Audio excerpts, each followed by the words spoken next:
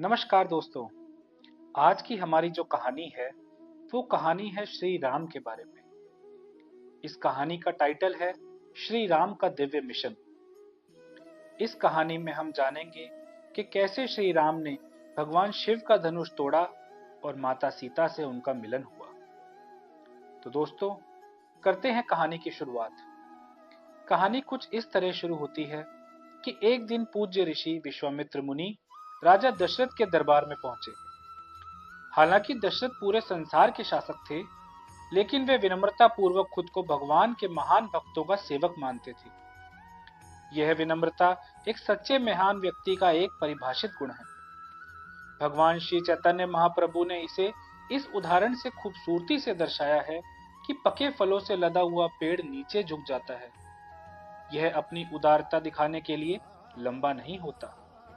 इसी तरह एक सच्ची महान आत्मा विनम्रता से झुक जाती है और अपने गुणों का बखान नहीं करती। प्राचीन क्षत्रिय संस्कृति में योद्धा हमेशा उन लोगों के प्रति विनम्र और आज्ञाकारी होते थे जो परम सत्य के विज्ञान में पारंगत थे।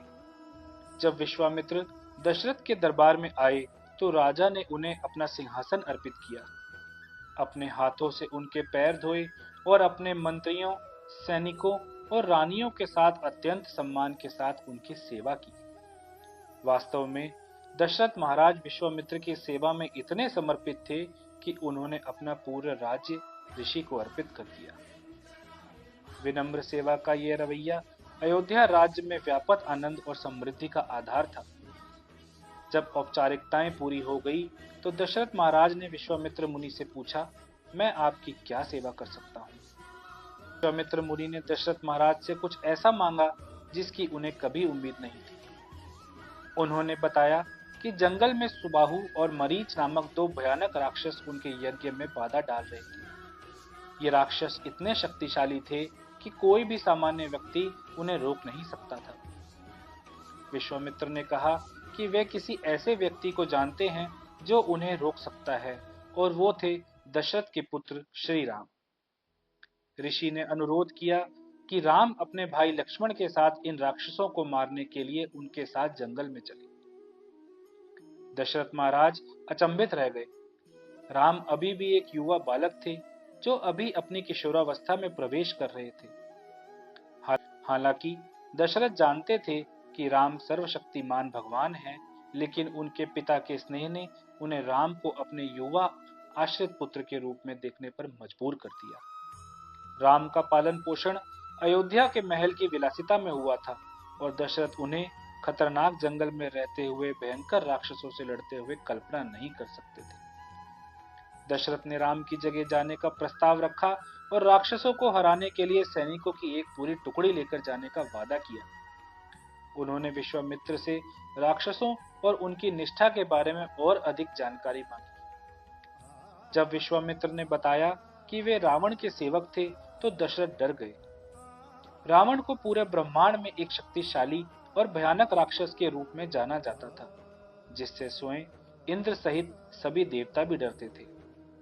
अपने डर के बावजूद विश्वामित्र मुनि ने जोर देकर कहा कि दशरथ ने अपना वचन दिया है, एक क्षत्रिय कभी भी अपने वचन से पीछे नहीं हटता। उस समय एक अन्य ऋषि वशिष्ठ मुनि ने दशरथ को आश्वासन दिया कि विश्वामित्र स्वयं आसानी से राक्षसों का नाश कर सकते हैं, लेकिन वे राम को अपनी वीरता साबित करने का अवसर देने आए। इस आश्वासन के साथ दशरथ ने भरे मन से अनुरोध स्वीकार कर लिया। वह अपने प्रिय पुत्रों राम और लक्ष्मण को विश्वामित्र के साथ भेजने के लिए सहमत हो गए। दिव्य बुद्धि और पराक्रम से परिपूर्ण राम ने प्रसन्नता पूर्वक यह कार्य स्वीकार कर लिया और लक्ष्मण सहित विश्वामित्र के साथ वन को चले गए। विश्वामित्र के आश्रम में पहुंचने पर राम और लक्ष्मण ने पाया कि ऋषिगण राक्षसों के आतंक के कारण भयभीत थे। राक्षस रक्त, शवों और अन्य घृणित पदार्थों से यज्ञ के मैदानों को अपवित्र कर देते थे तथा विरोध करने वाले ऋषियों को आतंकित करके मार देते थे। जब सुबाहु और मरीचि अपने राक्षसी रूप में यज्ञ में बाधा डालने के लिए प्रकट हुए तो राम ने तुरंत कार्यवाही की। एक बाण से तो उन्होंने सुबाहु को मार डाला और दूसरे बाण से मरीच की छाती पर वार किया, जिससे वह 800 मील दूर जाकर समुद्र में गिर गया। राक्षसों के आतंक को खत्म करने के लिए ऋषिगण बहुत खुश हुए और राम और लक्ष्मण के प्रति बहुत आभारी थे। हालांकि राम और लक्ष्मण दिव्य प्राणी थे, फिर भी उन्होंने विनम्रता पूर्वक ऋषियों की पूजा की, जिससे भगवान की सबसे बड़ी लीला प्रदर्शित हुई, अपने भक्तों की सेवा करना और उन्हें प्रसन्न करना। विश्वामित्र मुनि राम और लक्ष्मण से प्रसन्न होकर वन में उनके समय के दौरान उन्हें शिक्षा देते रहे। राम और लक्ष्मण दिव्य होने के बावजूद आध्यात्मिक गुरु के पास जाने, विनम्रता पूर्वक पूछताछ करने और सेवा करने के महत्व का उदाहरण थे।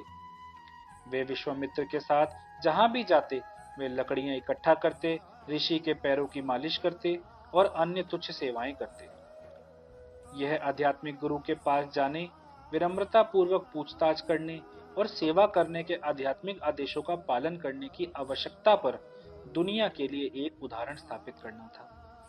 राम विश्वामित्र का आशीर्वाद प्राप्त किए बिना कोई भी महत्वपूर्ण कार्य प्रारंभ नहीं करते थे। एक दिन विश्वामित्र मुनि ने राम और लक्ष्मण को बताया कि वे महाराज जनक के राज्य मिथिला की तीर्थ यात्रा पर जा रहे हैं। जब वे वहां पहुंचे तो विश्वामित्र के आगमन की सूचना पाकर महाराज जनक अपने मंत्रियों और ऋषियों के साथ उनका स्वागत करने के लिए बाहर आए। जैसे ही जनक ने राम की दिव्य सुंदरता देखी, वे आश्चर्यचकित हो गए और उनके बारे में पूछने लगे। विश्वामित्र मुनि ने राम और लक्ष्मण को दशरथ के पुत्र के रूप में पेश किया।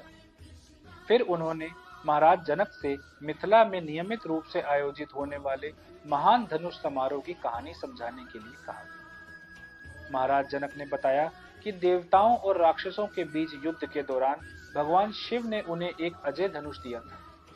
यह धनुष इतना शक्तिशाली था कि कोई भी उस पर प्रत्यंचा नहीं चढ़ा पाया था। महाराज जनक ने प्रतिज्ञा की थी कि जो व्यक्ति इस धनुष पर प्रत्यंचा चढ़ा पाएगा, वही उनकी बेटी सीता से विवाह करेगा। संस्कार से पहले ही राम और सीता एक दूसरे को देख चुके थे। जिस क्षण उनकी आंखें मिली, उनके भीतर एक गहरा शाश्वत प्रेम जागृत हो गया। परम आनंदित रामचंद्र और परम भक्त सीता इस दिव्य प्रेम में एक हो गए। धरती से जन्मी सीता सुंदरता, आकर्षण और दिव्य गुणों की साक्षात प्रतिमूर्ति थी। भक्ति का सार थी और उनका अस्तित्व केवल राम की प्रसन्नता के लिए था। शास्त्रों में बताया गया है कि राधा कृष्ण और सीता राम एक ही परम सत्य हैं, जिन्हें शाश्वत आनंद का आनंद लेने के उद्देश्य से दो रूप में विभाजित किया गया है। सीता भगवान की आनंद शक्ति का प्रतिनिधित्व करती है और राम सर्वोच्च आनंद करता है। राम और सीता का मिलन उनके दिव्य मिलन की शुरुआत थी, एक ऐसा मिलन जो प्रेम और भक्ति का सार है। जैसे ही समारोह शुरू हुआ, सीता ने प्रार्थना की कि राम ही धनुष उठाएंगे और उनसे विवाह करेंगे। अपनी प्रिय सीता की इच्छुकता को जानते हुए राम ने विश्वामित्र मुनि से आशीर्वाद मांगा। ऋषि की स्वीकृति के साथ राम ने उस विशाल धनुष की ओर कदम बढ़ाया जिसे कोई भी नहीं उठा पाया था।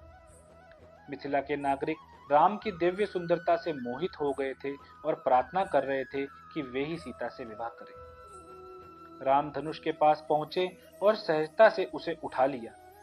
जैसे ही उन्होंने धनुष की डोरी खींची, धनुष और अधिक झुक गया और एक जोरदार गड़गड़ाहट के साथ टूट गया, जिसकी गूंज पूरी दुनिया में सुनाई दी। धनुष के टूटने का बल इतना शक्तिशाली था कि राम, सीता, विश्वामित्र, लक्ष्मण और जनक को छोड़कर सभा में मौजूद सभी लोग बेहोश हो गए। यहाँ तक कि स्वर्ग में बैठे देवता भी हिल गए। जब सभी को होश आया तो उन्होंने देखा कि राम हाथ में टूटा हुआ धनुष लिए विजयी मुद्रा में खड़े हैं।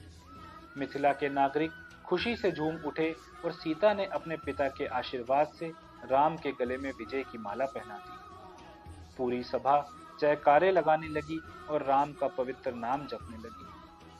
वह वास्तविक स्थल जहां राम ने धनुष तोड़ा था, आज भी मिथिला में मौजूद है और यह इस दिव्य और ऐतिहासिक घटना का प्रमाण है। सीता और राम का मिलन और धनुष का टूटना परम प्रभु और उनकी सनातन पत्नी के मिलन का प्रतीक है, जो प्रेम और भक्ति का परम मिलन है। दोस्तों, इस कहानी से हमें कुछ सीखने योग्य बातें जो मिली हैं वह भी हम जान लेते हैं।